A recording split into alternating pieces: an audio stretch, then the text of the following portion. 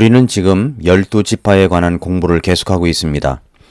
이 12지파에 대한 말씀을 집중적으로 듣는다면 우리는 12지파에 대하여 많은 부분을 알게 되어 성경 전체를 이해하는 데 큰 도움이 될 것입니다.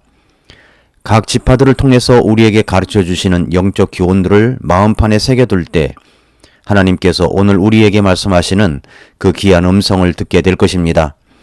다시 한번 야곱의 12아들을 정리해 보겠습니다. 먼저 간단한 퀴즈로 시작해 볼까요? 우선 먼저 레아가 낳은 아들들은 몇 명입니까? 6명입니다. 누구누구입니까? 루벤, 시므온, 레위, 유다, 이사갈, 스불론입니다. 그 다음은 비라를 통해서 낳은 아들들은 몇 명일까요? 2명입니다. 누구입니까? 단과 납달리입니다. 단과 납달리에 대해서는 이미 말씀을 드렸습니다. 자, 이제 오늘은 레아의 여종인 실바를 통해서 낳은 아들들 차례입니다. 실바는 몇 명의 아들을 낳았습니까? 2명입니다. 누구입니까? 갓과 아셀입니다. 갓과 아셀 다음에 누가 남았습니까? 이제 야곱이 그토록 사랑했던 여인 라헬을 통해서 낳은 아들들 요셉과 베냐민, 순입니다. 오늘과 내일은 갓과 아셀을 연구하겠습니다. 그리고 6월 17일부터는 제가 몽골에서 열리는 페스토스쿨 목회자들 20여 명에게 집중 강의를 하게 되어서 몽골을 가게 됩니다. 그리고 3P 세미나 등의 일정이 있기 때문에 6월 16일에 출국을 해서 6월 29일에 돌아오게 됩니다. 몽골에 가 있는 동안은 몽골의 인터넷 여건이 그리 좋은 편은 아니지만 짧게라도 현지에서 유튜브를 통해서 여러분에게 소식을 드리도록 하겠습니다. 오늘은 이제 실바가 낳은 아들 갓을 연구하겠습니다. 첫째로 갓의 출생 배경입니다. 창세기 30장 9절부터 11절에 보면 레아가 자기의 출산이 멈춘 것을 보고 자기 하녀 실바를 취하여 야곱에게 아내로 주었더니 레아의 하녀 실바가 야곱에게 아들을 낳음에 레아가 이르되 군대가 오는도다 하고 그의 이름을 갓이라 하였으며 라고 했습니다. 레아는 이미 네 아들을 낳은 후였지만 라헬이 자기의 여종을 통해 단과 납달리를 낳자 자신도 그렇게 해서라도 자식을 더 낳고 싶은 마음이 있었습니다. 그래서 자기도 라헬과 같은 방법으로 자기의 여종인 실바를 야곱에게 주어 아들을 얻게 했는데 그가 바로 갓입니다. 갓이 출생하자 레아는 너무 기뻤습니다. 그래서 그는 군대가 오는 것처럼 너무 기뻐서 군대가 오는도다 라고 이름을 지었습니다. 갓이라는 말은 군대라는 뜻입니다. 뒤를 따른다, 추격한다는 뜻입니다. 무엇을 따라가고 추격하는 것입니까? 레아가 군대 전술을 논할 상황은 아니고 생각하건대 레아는 아들 낳기 경쟁에서 추격해서 이겼다라는 뜻을 담아서 갓, 군대라고 지은 것이라고 볼 수가 있습니다. 이렇게 해서 태어난 갓, 그 갓 지파를 하나님은 군대처럼 왕성한 지파로 삼아 주셨습니다. 왜 하나님은 갓 지파를 그렇게 사용하신 것입니까? 그것은 아무도 하나님께서는 하나님의 백성들 가운데도 갓 지파처럼 왕성하고 전투적인 모습으로 복음을 위해서 싸우는 하나님의 전사들이 있기를 원하는 하나님의 열망을 이 갓 지파를 통해서 우리에게 보여주기 위한 것이라고 이해할 수가 있습니다. 왜 하나님께서는 12제자를 선택하셨는지 생각해 보셨습니까? 15명도 아니고 24명도 그렇게 해도 될 터인데 왜 12명일까요? 이 12제자는 그때의 시대나 지금의 시대에서 12제자의 다양한 모습처럼 지금도 주님을 따르는 12가지 모습을 지닌 사람들을 말씀하시기 위함일 수 있다고 생각합니다. 예수님의 제자 가운데 가룟 유다도 있습니다. 이것은 예수님이 제자 양육에 실패하신 것이 아니라 이 세상에는 은혜를 입어 제자가 되어도 그 안에 믿음도 없고 구원도 없는 명목상인 제자가 있을 수 있다는 것을 알려주시기 위함이며 따르는 사람들 가운데는 자신의 이익만 생각하고 그 이익 앞에서는 자기의 스승도 팔아먹을 사람이 있다는 것을 알려주시기 위함일 것입니다. 둘째로 창세기 49장에서의 야곱의 갓을 향한 축복을 보겠습니다. 창세기 49장 19절에서 갓은 군대가 그를 이길 것이나 끝에는 그가 이기리로다 라고 했습니다. 갓을 향하여 어떤 군대가 쳐들어와 이길 것 같지만 끝에 가보면 갓이 결국은 이긴다는 말씀입니다. 원래 갓은 아들 낳기 경쟁에서 이겼다라는 뜻을 담아 레아가 이름을 지은 것입니다. 우리 이름도 그렇지 않습니까? 예수님 안에서 자식 이름을 지을 때 요즘에야 믿는 부모가 많아서 자식을 예수님 안에서 잘 되었으면 하는 마음을 담아 이름을 짓는 사람이 많지만 옛날에는 세상에서 형통한 자가 되라고 지어주지 않았습니까? 제 이름도 그렇습니다. 아마 제가 예수님을 믿지 않았다면 제일 먼저 제 이름을 개명을 했을지도 모릅니다. 언제나 학교 다닐 때 놀림감이었기 때문입니다. 제 이름은 저의 조부께서 지어주신 이름인데 그래도 손자 잘 되라고 지어준 이름일 것이라고 생각됩니다. 그래서 제가 최가니까 높을 최자에 걸찬 땅 6, 그리고 매울 열입니다. 걸찬 땅 6. 이 글자는 흔한 글자가 아닙니다. 걸차다라는 말은 기름지다라는 말입니다. 기름진 좋은 땅에 매운 인생, 화끈한 인생, 열정적인 인생을 사는 높을 최고의 사람이 태어났으니 그 이름이 최용렬이노라, 이런 뜻일 것이라고 생각합니다. 이것이 제 이름의 세상적인 풀이입니다.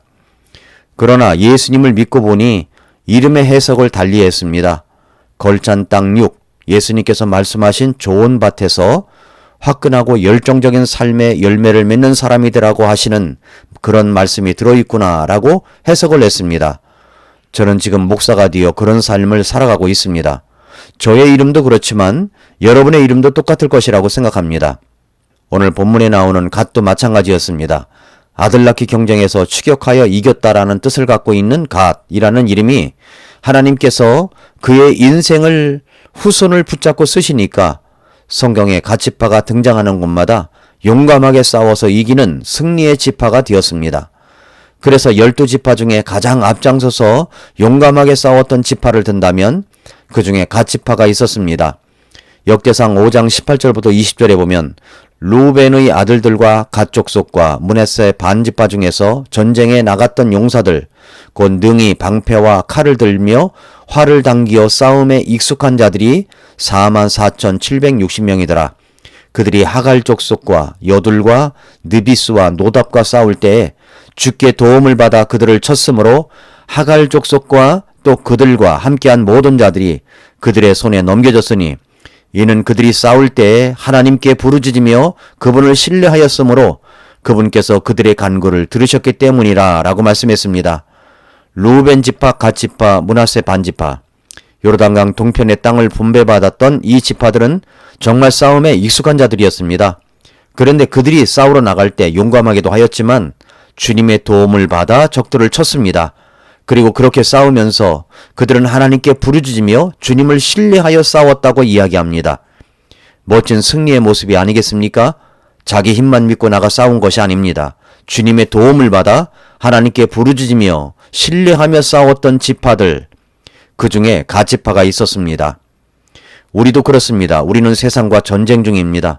그런 의미에서 우리는 전투적인 기질을 갖고 있어야 합니다. 승부욕이 있어야 합니다. 인생의 싸움에서 물러나는 것이 아니라 예수 그리스도 안에서 하나님의 도우심을 받아 하나님께 부르짖으며 그분을 온전히 신뢰하며 믿으며 날마다 승리를 해야 합니다.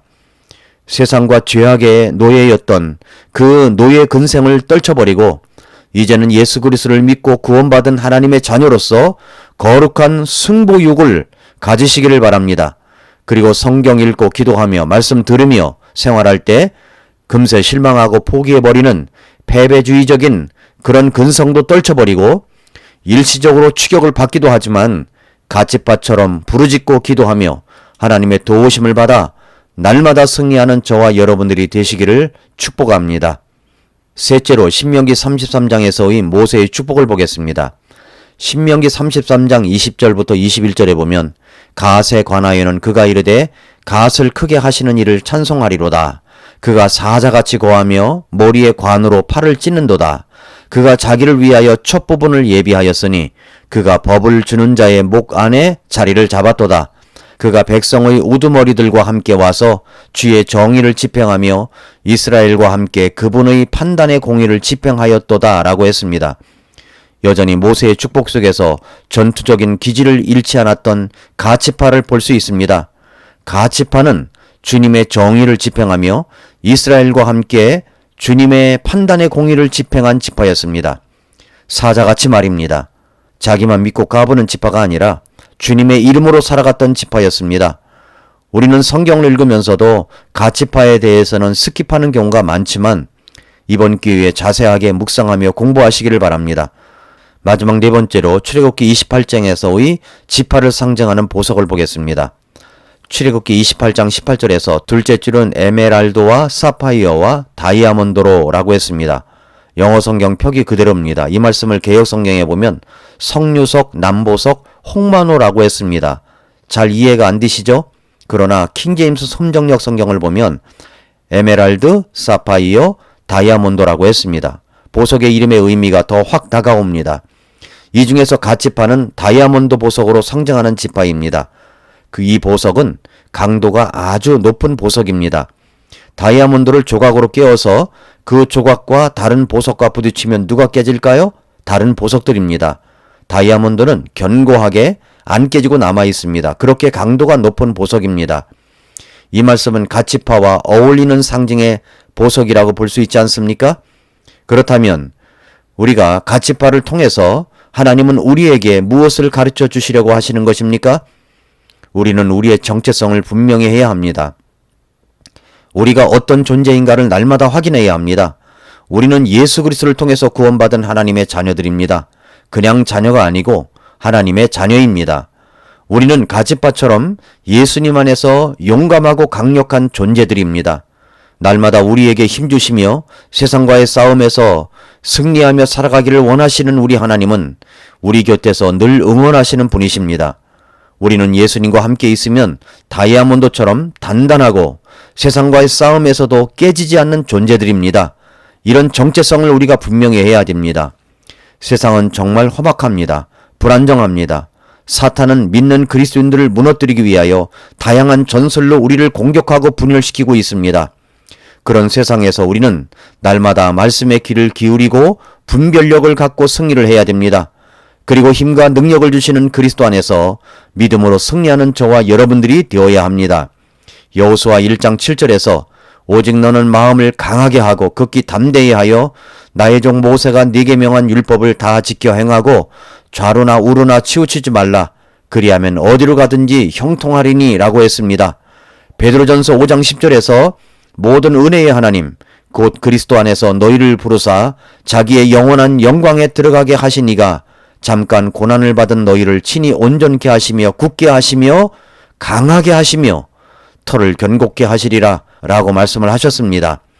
사랑하는 애청자 여러분, 오늘도 예수 그리스도 안에서 강하고 단단하고 용감하게 되어 믿음으로 승리하는 오늘 하루가 되시기를 축복합니다. 오늘도 미라클 모닝입니다.